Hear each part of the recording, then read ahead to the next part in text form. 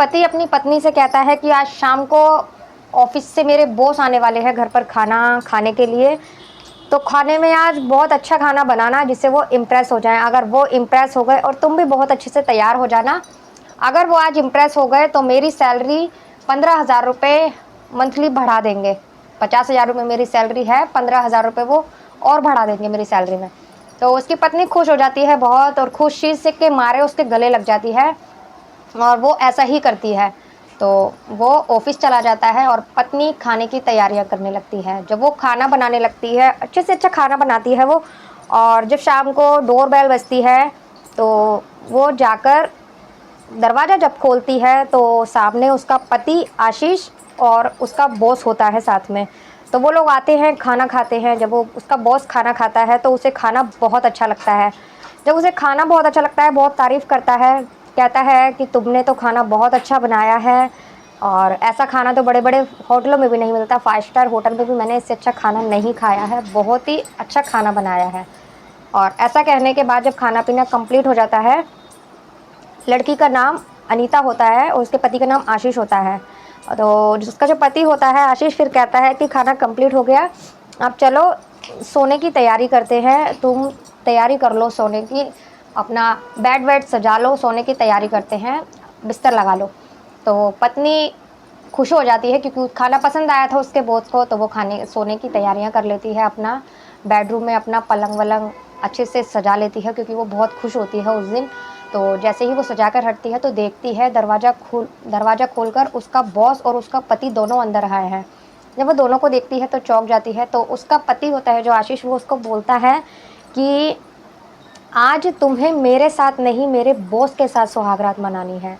वो जब अपनी पत्नी को ऐसे बोलता है तो उसकी पत्नी की पैरों के नीचे से ज़मीन खिसक जाती है, और वो सोच भी नहीं सकती थी कि उसका पति उसके बारे में ऐसा सोच सकता है। तो वो गुस्सा हो जाती है और बोलती है कि तुम अपनी पत्नी के बारे में ऐसा सोच भी कैसे सकते हो, और मैं ऐसा करना तो दूर, सपने में भी नहीं सोच सकती किसी और के बारे में ऐसा, और मैं ऐसा नहीं करूँगी। उसके बार बार मना करने पर उसके पति को बहुत तेज गुस्सा आ जाता है। जब उसके पति को आशीष को गुस्सा आ जाता है तो वो अपनी पत्नी को ही उसी के बॉस के सामने बहुत बुरी तरह से पीटता है। जब वो बहुत बुरी तरह से पीटता है तो उसकी पत्नी बेहोश हो जाती है, वहीं गिर जाती है। जब बेहोश होने के बाद में उन दोनों को गुस्सा आता है और वो अपने कमरे में चले जाते हैं। जब वो वहीं पड़ी रहती है, उसको होश आता है तो वो वहाँ से भागती है। तो दोस्तों, मैं गीता गुप्ता, स्वागत है आप लोगों का मेरी आज की एक नई सच्ची कहानी में। और अगर आपको वीडियो अच्छी लगे तो प्लीज़ वीडियो को लाइक कर दीजिए, और अगर चैनल पर नए हैं तो चैनल को भी सब्सक्राइब कर दीजिए। जय माता दी।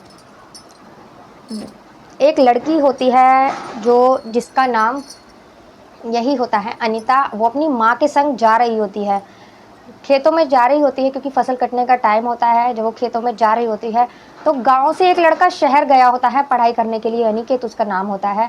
उन्हीं दिनों वो भी गांव आया होता है पढ़ाई पूरी कर कर अपनी। जब वो गांव आता है तो आगे अनीता अपनी माँ के साथ जा रही होती है और पीछे पीछे अनिकेत होता है। अनिकेत उसको देखता है तो अनीता बहुत ही ज़्यादा खूबसूरत होती है। वो अनीता को देखकर ही उसे पसंद करने लगता है। अनीता भी एक दो बार उसको पलट कर देखती है, उसे भी अनिकेत अच्छा लगता है, एक दो बार वो देखती है। तो ऐसे ही करते करते एक दूसरे को पसंद करने लगते हैं और एक दूसरे की बातचीत शुरू हो जाती है।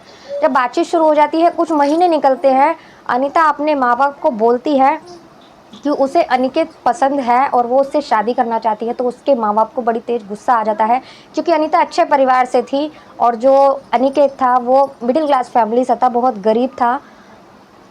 तो इसलिए उसके घर वाले शादी से मना कर देते हैं और उसकी शादी कहीं और तय कर देते हैं जिसकी सैलरी 50,000 रुपये महीना होती है, जिसका नाम आशीष होता है। उससे उसकी शादी कर देते हैं। शादी करके वो अपने ससुराल आ जाती है, लेकिन उसे इस बात का कोई गिला शिकवा नहीं होता कि मेरी शादी मेरी मर्जी से नहीं हुई, वो अपने माँ बाप की मर्जी से शादी कर लेती है। जब अपने ससुराल आ जाती है तो एक दिन यही होता है कि वो उसका बॉस घर पर आने वाला होता है, अपनी पत्नी को बोलता है खाना बनाने के लिए। और जब वो खाना बना लेती है, घर आते हैं, खाना खाकर सोने के लिए जाते हैं, तो उसका बॉस अंदर आता है। तो वही सब होता है, उसकी पिटाई करता है। जब वो इन सब के लिए मना कर देती है, अपनी पत्नी को बोलता है कि तुम्हें मेरे बॉस के साथ रात बितानी है। जब वो मना करती है, कहती है कि मैं ऐसा नहीं कर सकती, तो उसका बॉस कहता है कि अगर 2 दिन रात इसके साथ बिता लोगी मेरे बॉस के साथ तो तुम्हारा क्या बिगड़ जाएगा, तुम्हें 15,000 रुपये हर महीना एक्स्ट्रा मिला करेंगे, लेकिन बार-बार उसके कहने के बाद भी जब वो विरोध करती है तो उसको बहुत बुरी तरह से पीटता है, वो बेहोश हो जाती है और जब उसे होश आता है तो वहाँ से निकल कर वो भागती है। आधी रात को वो भागने लगती है, सड़क पर एक लड़की को अकेला भागते देख 3-4 लड़के होते हैं, जो उसे अकेली लड़की को देखते हैं तो वो भी उसका पीछा करने लगते हैं। जब वो उसका पीछा करने लगते हैं तो अनीता को समझते देर नहीं लगती कि ये मेरा पीछा क्यों कर रहे हैं। वो भागते हुए एक पेड़ के पीछे दुबक जाती है। लड़के बहुत ढूँढते हैं लेकिन उसे नहीं ढूँढ पाते। ऐसे करते-करते उसकी आँख लग जाती है, 2-4 घंटे ऐसे ही निकल जाते हैं। फिर सुबह 5 बज जाते हैं ऐसे। सुबह 5 बजे वो जैसे-तैसे निकलती है पेड़ के पीछे से तो देखती है कि एक लड़का दूर से जॉगिंग करता हुआ आ रहा है। जब वो जॉगिंग करता हुआ वो डर चुकी थी क्योंकि उसे लग रहा था कि ये लड़का भी ऐसा ही होगा। लेकिन डर के मारे वो जब आगे जाती है तो भागता हुआ जब लड़का उसके पास आता है जॉगिंग करता हुआ तो वो उस लड़के को देखती है। वो लड़का और कोई नहीं, वो अनिकेत ही होता है जिससे वो शादी से पहले प्यार किया करती थी। वो लड़का उसे देखता है तो अनीता को पूछता है कि तुम यहाँ कैसे और ये ऐसी हालत कैसी बनाई हुई है। तो वो उसको सारी बातें बताती है। तो अनिकेत उसे अपने घर लेकर जाता है। घर ले जाने के बाद उसे कपड़े, एक साड़ी लेके आता है, उसके लिए कपड़े खरीद के देता है, उसे खिलाता पिलाता है। उसके घर पर उसके माँ बाप भी होते हैं और उसके माँ बाप को वो सारी बातें बताता है कि ऐसे ऐसे इसके साथ हुआ है, मैं इससे प्यार करता था।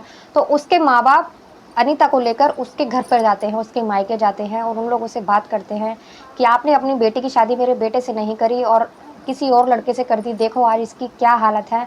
और क्या हालत उसने कर दी। अब पैसे के लिए उसे बेचने चला था। क्या ये अच्छा लड़का ढूँढा था आपने अपनी बेटी के लिए और मेरा बेटा इससे कितना प्यार करता था। तो वो लड़की को लेकर उसके ससुराल जाते हैं, आशीष के ऊपर कंप्लेंट करते हैं और उसको पुलिस के हवाले करते हैं और फिर आकर उसके माँ-बाप से बात करते हैं और अनिकेत और अनीता की शादी कर दी जाती है एक बार दोबारा से। उसके माँ-बाप तैयार हो जाते हैं अब और अनीता और अनिकेत शादी करके एक बार बहुत खुश रहते हैं। पहले वो शादी नहीं हो पाई थी लेकिन अब वो शादी करके बहुत खुश रहते हैं एक साथ। दोस्तों वीडियो कैसी लगी आपको? अगर वीडियो अच्छी लगी हो तो प्लीज़ वीडियो को लाइक कर दीजिए। मिलते हैं अगली किसी वीडियो में एक नई कहानी के साथ। तब तक के लिए बाय बाय। जय माता दी।